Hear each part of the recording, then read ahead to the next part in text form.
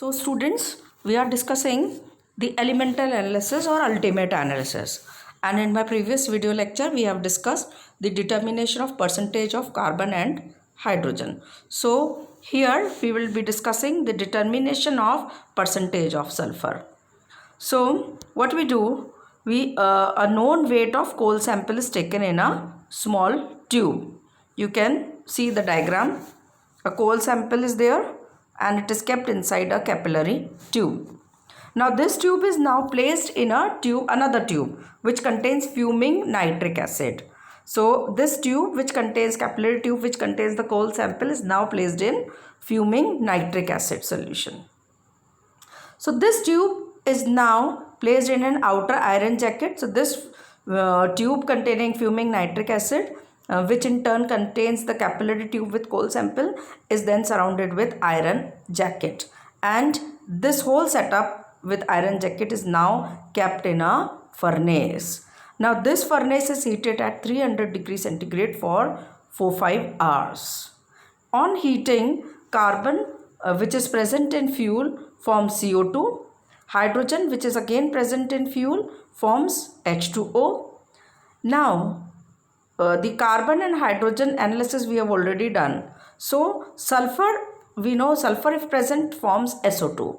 Now SO2, it may take the oxygen from the fuel or oxygen of the surrounding and may form the sulfur trioxide. Now this sulfur trioxide combines with H2O formed. So this H2O which is at high temperature 300 degrees centigrade, it vaporizes from H2O liquid to H2O vapor, and these H2O vapors then combine with sulfur trioxide and together they react to form H2SO4. So I have written, now this SO3 reacts with H2O to form H2SO4. So once the combustion is complete, we put off the furnace, cool down the things, and then the capillary tube is taken out. A very small hole is made in the capillary tube so that carbon dioxide and other waste gases, they escape out. What is left behind in the tube is the H2SO4 which is formed.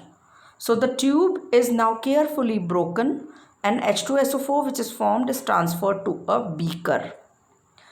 Now in this beaker, very carefully and drop wise, we add barium chloride solution. So barium chloride solution reacts with H2SO4 to form barium sulfate, and barium sulfate gets precipitate out.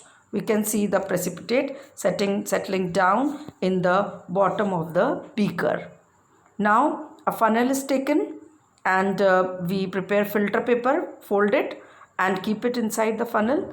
Now we filter the barium sulfate precipitate formed. So it gets filtered. We carefully take out the filter paper, wash it, before taking out we wash it, then we take out the filter paper and then dry it in an oven very carefully. What I mean to say here is whatever sulfur was present in the coal sample, it got converted into SO2, from SO2 to SO3, and this amount of sulfur was then reacted, SO3 was then reacted. This amount of sulfur in the form of SO3 gets reacted with H2O to form H2SO4.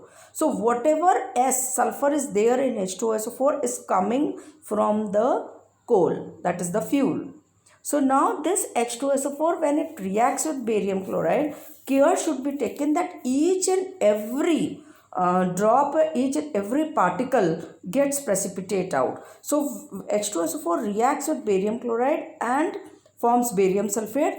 So S, that is sulfur present in barium sulfate, is coming from H2SO4. So this sulfur of barium sulfate is actually coming from the fuel. So it should not be, during this procedure, it should not get wasted. Not a single drop of precipitate should get wasted, and should be carefully filtered and then washed with distilled water, and filter paper should be taken out and dried under controlled manner in an oven. Now we can make the calculations. We know that sulfur, whatever sulfur is coming from the coal, sulfur first reacts to form SO3 and then forms H2SO4. So H2SO4 gives sulfate ions, that is SO4 minus 2. So as sulfur from the fuel forms sulfate ion, that is in the form of H2SO4, and these sulfate ions then react with BaCl2, barium chloride, to form barium sulfate. I again repeat, the elemental sulfur which was present in fuel gets converted to H2SO4. From H2SO4 we get sulfate ions, and these sulfate ions, that is which contain sulfur in the same amount, almost same amount as that present in the coal, and reacts with barium chloride to form barium sulfate. So sulfur of barium sulfate we track the sulfur, so it should be no wastage of sulfur should be there, or sulfate should be there, should be same amount as in the SO4 or SO4 minus 2 or from the elemental sulfur present in the fuel. Now the filter paper which we have washed and dried, and we weigh it. So first before weighing the filter paper, before using it, we take the weight of empty filter paper. So after the precipitate, when it is again weighed, we get the total weight of filter paper plus precipitate. From this total weight, if we subtract the weight of empty filter paper, then we get the weight of the precipitate.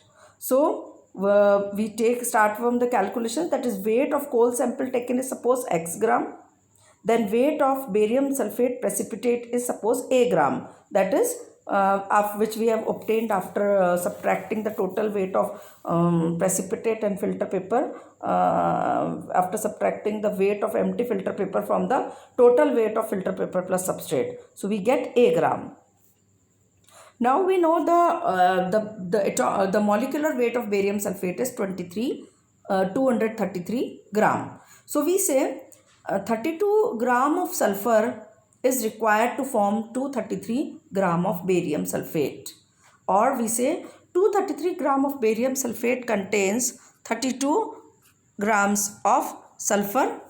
Therefore, if a gram of barium sulfate is formed, then it will contain how much of sulfur? It will contain 32 upon 233 into A grams. So now we calculate the percentage of sulfur, and that is 32 upon 233 into A upon X. X is the weight of coal sample, and this is multiplied by 100. We get the percentage of sulfur. So students, I illustrate in Hindi. हमने पहले के lecture में पढ़ा था elemental analysis में percentage of carbon और percentage of hydrogen का estimation, determination. यहाँ पर हम करेंगे determination of percentage of sulphur, जिसके लिए एक्सपेरिमेंटल सेटअप करना होता है, और वो मैंने डायग्राम के थ्रू आपको समझाने की कोशिश की है. यहाँ पर हम सबसे पहले कोल सैंपल लेते हैं, और कोल सैंपल का हम भार पहले ज्ञात कर लेते हैं. जैसे हमने क्रूसिबल ले लिया, उसका भार नोट किया, उसके अंदर कोल सैंपल रखा और दोनों का भार नोट किया, और उसके बाद फिर हमने क्रूसिबल का भार अगर हमने उसमें से माइनस कर दिया तो कोल सैंपल का भार आ जाएगा. इस प्रकार जिस सैंपल का हमें भार ज्ञात है वह कोल सैंपल हम लेंगे और एक कैपिलरी ट्यूब में रख देंगे. और अब इस कैपिलरी ट्यूब को, जिसके अंदर कोल सैंपल है, उसको हम फ्यूमिंग नाइट्रिक एसिड के सोल्यूशन में डाल देंगे. इस पूरे सेटअप को हम एक आयरन जैकेट से कवर करते हैं. और अब इस पूरे सेटअप को, जिसमें आयरन जैकेट है, जिसके अंदर फ्यूमिंग नाइट्रिक एसिड में कैपिलरी ट्यूब रखी हुई है, जिसके अंदर कोल सैंपल है, इसको हम एक फर्नेस में रखते हैं. अब हम इस फर्नेस को हीट करना शुरू करेंगे, और वो है 300 डिग्री सेंटीग्रेड पर लगभग 4-5 घंटे के लिए हम इसको हीट करते हैं. तो कंबस्चन पूर्ण हो जाता है, और जो फ्यूल में एलिमेंट्स मौजूद हैं, कार्बन है, हाइड्रोजन है, सल्फ़र है, ऑक्सीजन भी है, तो कार्बन ऑक्सीजन से रिएक्ट करके कार्बन डाइऑक्साइड बनाएगा. जो हाइड्रोजन है वो H2O बनाएगा. तो पहले H2O लिक्विड बनता है, लेकिन इतना अधिक ताप 300 डिग्री सेंटीग्रेड पर यह H2O लिक्विड H2O वेपर में कन्वर्ट हो जाता है. अगर फ्यूल में सल्फ़र मौजूद है तो सल्फ़र SO2 बनाएगा, और पुनः ये वातावरण की ऑक्सीजन को लेकर सल्फर ट्राइऑक्साइड बनाएगा। ये सल्फर ट्राइऑक्साइड जो कि गैसियस फेज़ में है, ये H2O वेपर जो कि गैसियस फेज़ में है उससे अभिक्रिया कर जाता है और इस प्रकार SO3 और H2O कंबाइन करके और H2SO4 बनाते हैं जो कि लिक्विड है। अब हम जब देखते हैं कंबस्टन पूर्ण हो गया है, अभिक्रिया पूर्ण हो गई है, तो अब इस पूरे सेटअप को ठंडा होने देते हैं। ठंडा होने के बाद जो कैपिलरी ट्यूब है उसको हम बाहर निकाल लेते हैं और उसके अंदर में एक बहुत छोटा सा होल करते हैं। होल करने से जितनी भी गैसियस प्रोडक्ट्स हैं वो बाहर एस्केप कर जाती हैं। उसके बाद हम इस कैपिलरी ट्यूब को बहुत ध्यानपूर्वक उसका एक सिरा तोड़ देते हैं और उसके अंदर जो H2SO4 बना है उस H2SO4 को बहुत ही ध्यानपूर्वक पूरे H2SO4 को हम एक बीकर में स्थानांतरित कर देते हैं। अब इस बीकर में हम ग्लास रॉड की हेल्प से बूंद बूंद करके बहुत ही ध्यानपूर्वक एक एक बूंद करते हुए हम H2SO4 का सॉल्यूशन ऐड करते हैं। वो इसलिए करते हैं कि जो बेरियम क्लोराइड का सॉल्यूशन ऐड करते हैं हम ड्रॉप वाइज, तो बेरियम क्लोराइड H2SO4 से अभिक्रिया करके बेरियम सल्फेट का अवक्षेप बनाता है। यह अवक्षेप पेंदे में बैठ जाता है। मैं आपको फिर से रिपीट कर दूं कि सल्फर ट्राइऑक्साइड की जो सल्फ़र है वो कहाँ से आ रही है, वो पूरी ईंधन से आ रही है, फ्यूल से आ रही है। यानी कि कोल में जो सल्फ़र एलिमेंटल मौजूद है वो बिना इधर उधर कहीं पे भटके हुए या कोई कमी हुए हुए या गिरे हुए वो डायरेक्ट पूरी की पूरी स्थानांतरित हो जाती है सल्फ़र ट्राइऑक्साइड में।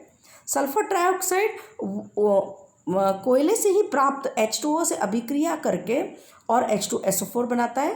यानी कि H2SO4 की जो सल्फ़र है वो कहाँ से आई, पूरी की पूरी H2SO4 की सल्फ़र जिसमें कोई भी कमी नहीं होने पाई, बीच में रास्ते में कोई भी ह्रास नहीं हुआ, वो H2SO4 की सल्फ़र वो प्राप्त हो रहा है हमें सल्फ़र ट्राइऑक्साइड से। सल्फ़र ट्राइऑक्साइड की सल्फ़र में प्राप्त हो रही है सल्फ़र डाइऑक्साइड से। सल्फ़र डाइऑक्साइड की सल्फ़र में प्राप्त हो रही है जो कोयले में मौजूद सल्फ़र है।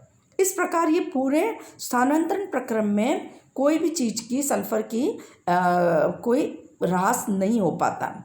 तो इसी चीज़ को हम आगे कंटिन्यू करते हुए ध्यान में रखते हैं कि जो H2SO4 बना है इसका पूरा का पूरा सल्फ़र बेरियम सल्फेट के अवक्षेप में स्थानांतरित हो जाए।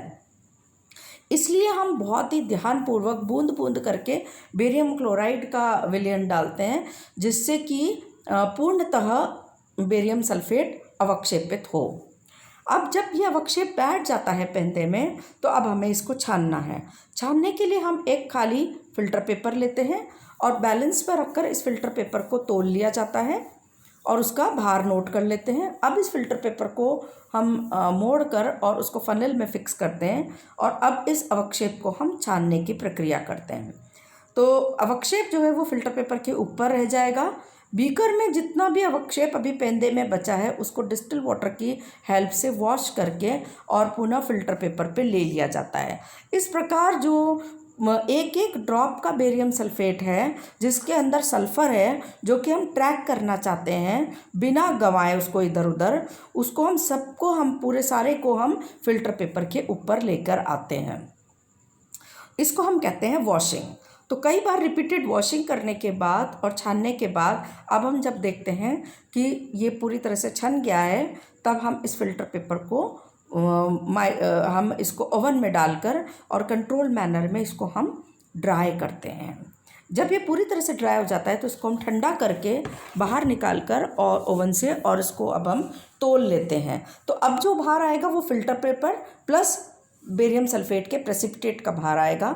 इस टोटल वेट में से अगर हम फ़िल्टर पेपर का भार घटा देंगे, सब्ट्रैक्ट कर देंगे तो बेरियम सल्फेट का भार हमें ज्ञात हो जाएगा और वो सपोज़ करिए हम 1 ग्राम कह रहे हैं। तो इस प्रकार अब हम कैलकुलेशन कर सकते हैं। कैलकुलेशन में हम कहेंगे कि जो एलिमेंटल सल्फ़र फ्यूल में कोल में मौजूद है वो पूरा का पूरा कन्वर्ट हो जाता है किसमें, H2SO4 में। H2SO4 में सल्फेट आयन देता है। ये सल्फेट आयन को हम बेरियम क्लोराइड की हेल्प से ट्रैक कर पाते हैं और उसको कन्वर्ट कर देते हैं पूरी तरह से बेरियम सल्फेट में। तो बेरियम सल्फेट का अणुभार 233 है और सल्फ़र का एटॉमिक वेट 32 है। तो हम कहेंगे 32 ग्राम सल्फ़र की आवश्यकता पड़ती है 233 ग्राम बेरियम सल्फेट बनाने में। तो अगर हम इसमें ऑब्जर्वेशंस को लें तो कोयले का वेट ऑफ कोल सैंपल है हमारा अगर x ग्राम, और जो बेरियम सल्फेट अवक्षेप का भार आया है फिल्टर पेपर के द्वारा वो हम कह रहे हैं a ग्राम है।